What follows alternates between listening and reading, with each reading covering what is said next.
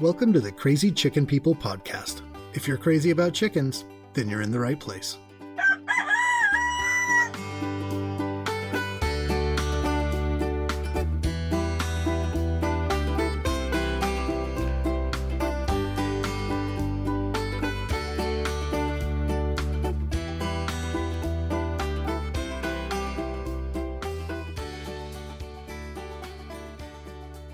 Hello, and welcome back to the Crazy Chicken People podcast, where we are finally back for a second season. I know when I finished that last episode, I said I was going to take off for the summer and then get back to it, and that really was my intention. But I got to admit, it became really easy going back to having that free time every week. It was nice not having what was kind of starting to feel like another responsibility to take care of when I got home. And I was able to make some time to dabble in some of the other hobbies I had put aside and take care of some of the things around the house I had been putting off. But all the while, somewhere in the back of my mind, I was telling myself I needed to get back to doing the show because I really did miss doing it. But I also got to tell you, there was part of me that kind of didn't want to start back up. I started thinking I had waited too long and lost the momentum I had going, and that I just didn't want to commit those few hours a week again that it takes to get the show done. There even came a point where I was pretty sure I wasn't going to start back up again, that my time podcasting was behind me. But that did make me kind of sad. I thought about some of the connections I had made doing this show, some of the opportunities I got that never would have come along if I didn't do the podcast, and how cool it felt every time I got a story from a listener about why they liked listening. And I just couldn't give that up. So going forward, I am going to switch things up a little bit. A show every week was probably more than I should have been trying to do. I think every couple weeks, or probably 2 episodes a month, is something I can manage a little better, and it'll help keep it fun for me, rather than feeling like extra work. I'll get that figured out and try to get back on a consistent schedule posting the episodes again, but please bear with me as I work towards that. The first month or 2 might be a little sporadic. Okay, enough of that. Now getting back to talking about chickens. And today, we're talking about one of the most distinctive characteristics on a chicken. One that you might already use to help tell the difference between 2 of your favorite hens that look almost identical, but could also tell you much more than just who's who in your flock. This, of course, being your chicken's comb. Now, I've talked a lot in the past about how important it is to keep a close eye on your flock so that you can recognize when they're acting different or out of character, and how that can help you to spot early signs of health issues. Knowing your chicken's individual personalities and the types of behavior that they show when everything's normal and they're happy and healthy goes a long way in spotting problems early. You know, one of my favorite hens, her name is Bandit, and really, she is my favorite. I hesitate saying that because I don't want to hurt the others' feelings, but they can't hear me right now. She definitely has her own style. Very independent. She loves the heck out of me, always runs right up to me when I go in that run. Or when I let them out to forage, she either goes off on her own or tries to hang out with me. And that's what I've come to expect from her. Now, Chili, on the other hand, total opposite. She rarely allows herself to be separated from the flock. When they're let loose to run around the barn, she always stays close to her rooster, Homer. She just always wants to be close to her best friends. Always. She's very needy. So when they're all out foraging, if I were to see her somewhere by herself, or if she decided to not leave the coop with everyone, I would know right away that something might be wrong. So if I do see something different from either of those girls, or really any of the others that are acting out of character, I'm going to have a pretty good idea that something's up and I need to give them a closer look. But beyond just how they're acting or any obvious injury they might be showing, their comb is another way that they can show you something might be going on. And that's really what I want to cover today. Those changes you might see in your chicken's comb and what they could mean. But before we get into the symptoms and those visual indicators, it's really a good idea to understand what a strong, healthy comb looks like and the role it plays in a chicken's health and day-to-day life.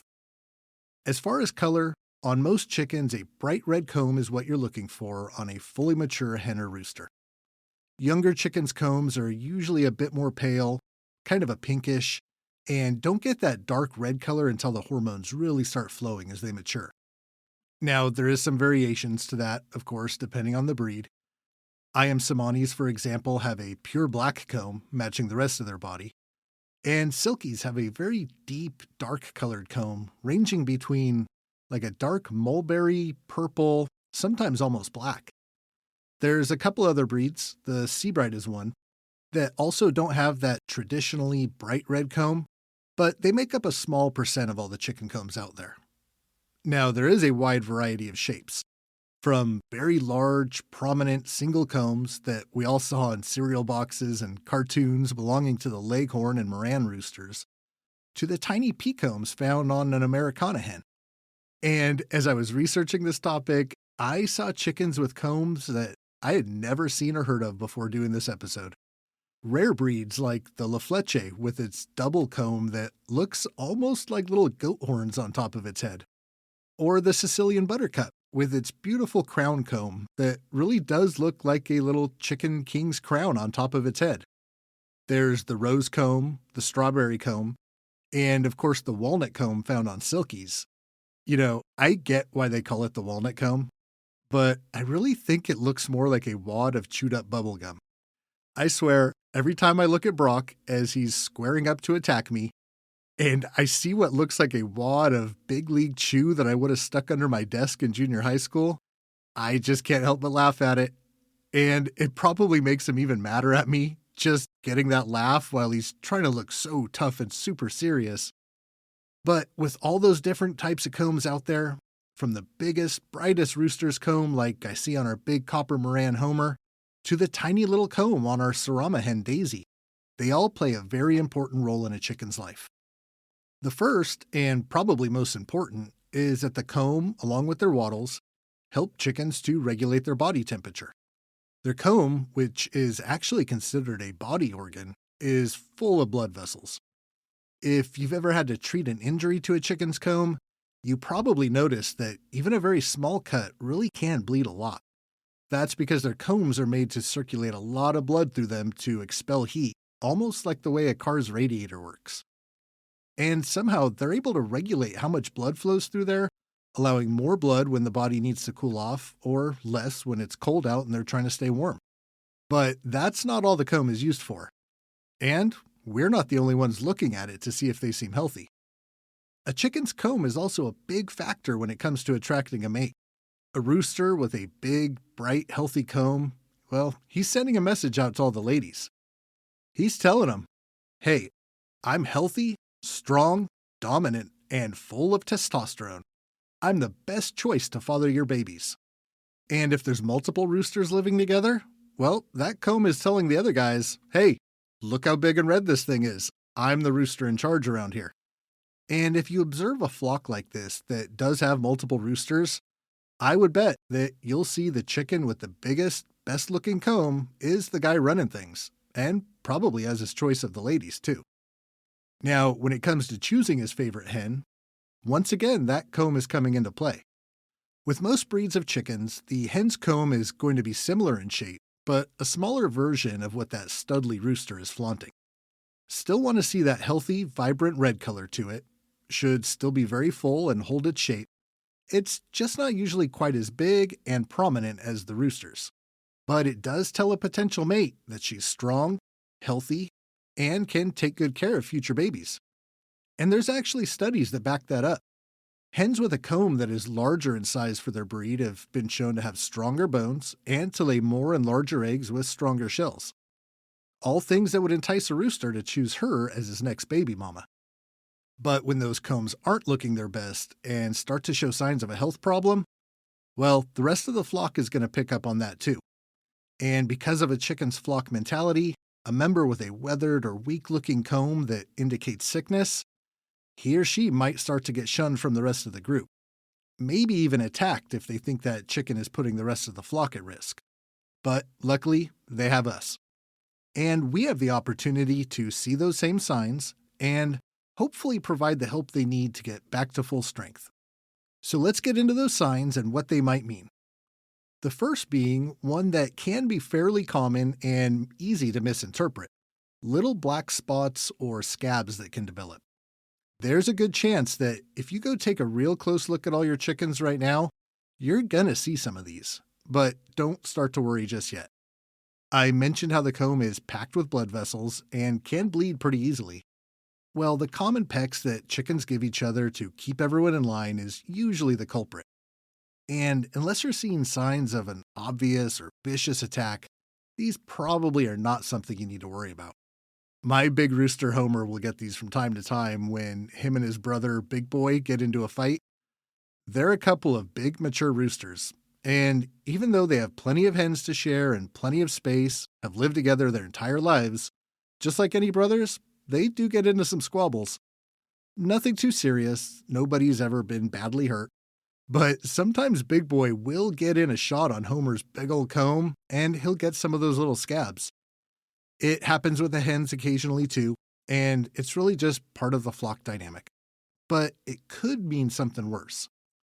Frostbite could be an issue here. Now, this one should be easy to evaluate. If there's been freezing temperatures and they were exposed to less than ideal conditions, this is probably the culprit and something you'll need to help them recover from.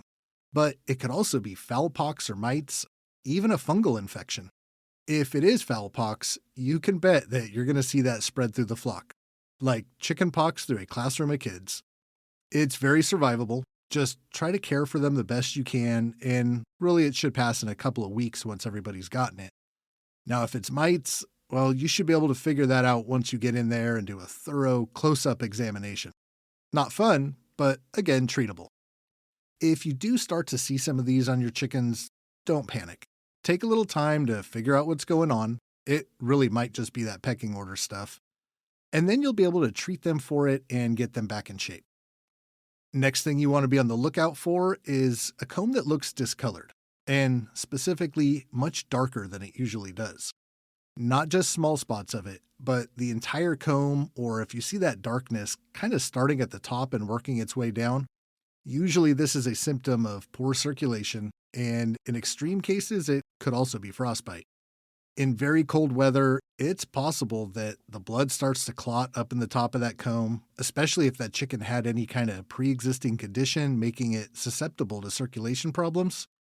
Blood clots can start to form, restricting the heavy blood flow meant to run through that comb and resulting in the crystallization of blood and tissue, which is what frostbite is. If that's what you think you're dealing with, you need to get that chicken the care it needs right away. Not going to get into the treatment of all these symptoms in today's show. It's just too much to cover in one episode. Maybe one down the road. But I will share a few links where you can find some help. Now, if you're seeing a comb start getting that dark, purplish, black color during a time of year that frostbite wouldn't be a factor, almost for sure there's some kind of circulation issue there. I can't give you any medical advice on this.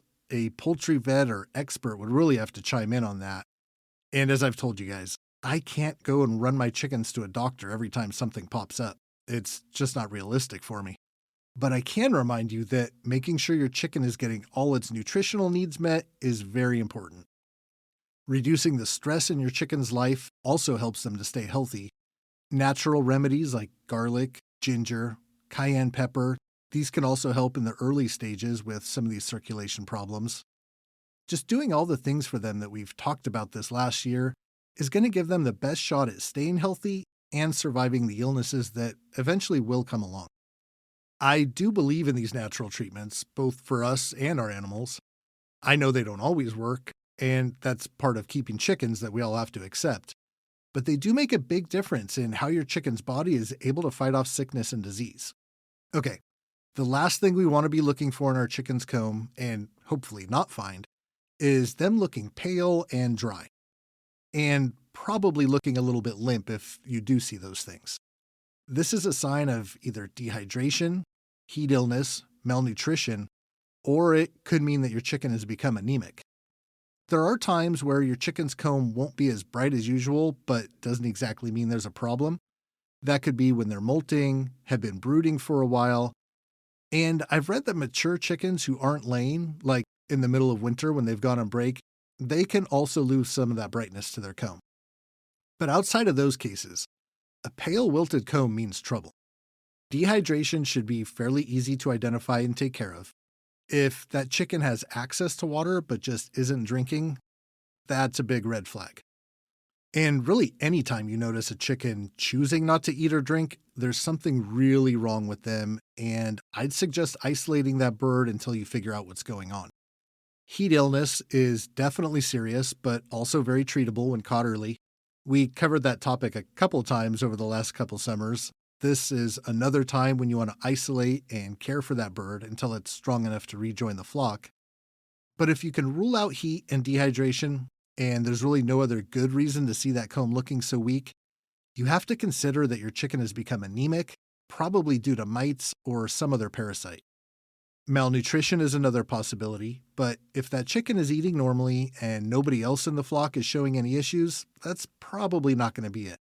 Besides, I know that your chickens are getting top-notch care and the attention they deserve. Okay, guys, that wraps up my first episode back. If you were listening before I went on break, thank you so much for sticking with me and being patient. And if you're one of the folks that has found this show in the past 6 months while I was away, thank you very much for listening. I can tell you that I am genuinely humbled every single time I see a new follower join the show. I'm really excited to be back making episodes again. If you have any topics you'd like to hear me talk about, please do shoot me an email at crazychickenpeople@yahoo, or find me on Facebook or Instagram and send me a message. Or just a picture or story about your flock. I'd love that too. Okay, guys, I'll talk to you again soon.